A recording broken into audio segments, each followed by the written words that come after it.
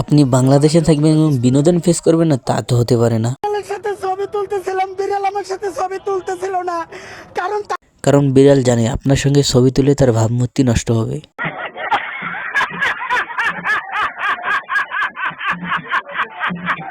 তোমাদের জন্য আরেকটা নতুন ফানি ভিডিও নিয়ে চলে আসলাম। বাংলাদেশে থাকবে এবং হাস্যোজ্জ্বল ভিডিও পাবে না তা তো হতে পারে না। বিষয়, আমি আমার বাচ্চা যখন ছোট একদিন একটা ফার্মের মুরগি কিনেছিলাম বাচ্চাকে খাওয়ানোর জন্য, আজ থেকে 20 বছর আগে। সেই ফার্মের মুরগির গন্ধ নাকে বয়ে আমার আজও বেড়ায়। তাই আমি কিন্তু একটা প্রাইমারি স্কুলের টিচার হয়ে একটা দেশি মুরগি কিনে খেতে আমি আজও পারিনি।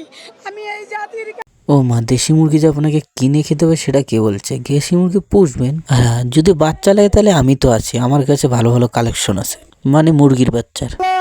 তোমাকে পাইতে গেলে কাবাই গেলেও পাওয়া যাবে না। আমি এই খাবার আনছি, তুমি আমার কলবের খবর জানো। আমি কিন্তু ভাইরাল হওয়ার জন্য আসি নাই, মনের খবর তুমি জানো।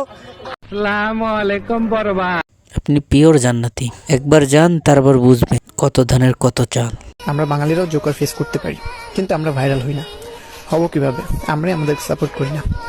প্লিজ গাইস, এই ভিডিওটিতে লাইক কমেন্টস দিয়ে শেয়ার করে ভিডিওটি ভাইরাল করে দিন। বাংলাদেশি জোকার। বিশ্বাস কর ভাই, তোর শকুনের বাচ্চার মতন দেখায়। হালা আগে নিজের থোবরা চেঞ্জ কর, তারপর সাপোর্ট চা, মানে 10 সেকেন্ড ব্যাক টু ব্যাক। ये बिक गई है गवर्नमेंट, अब गवर्नमेंट में कुछ नहीं है। ये बहन चो सारे मिलके हमको पागल बना रहे हैं, मादर चौथ के बच्चे। খালি পাগল, মাঝে মধ্যে মনে হয় ভাই আমি এলিয়েনদের দেশে আছি। মানে বাংলাদেশে থাকা আর ওয়াইফাই ছাড়া বিনোদন দেখা দুইটাই সমান। আমি এইবার যত প্রতিদ্বন্দ্বী আছে, গোপালগঞ্জ 3-এ নির্বাচন তো করবই, মোহাম্মদপুরে, ঢাকা 13-তে করবো কিনা ভাবতেছি। এরপরে না, আমি ভাবতেছি আপনারা কোন ছাগলের নমিশনটা দিব।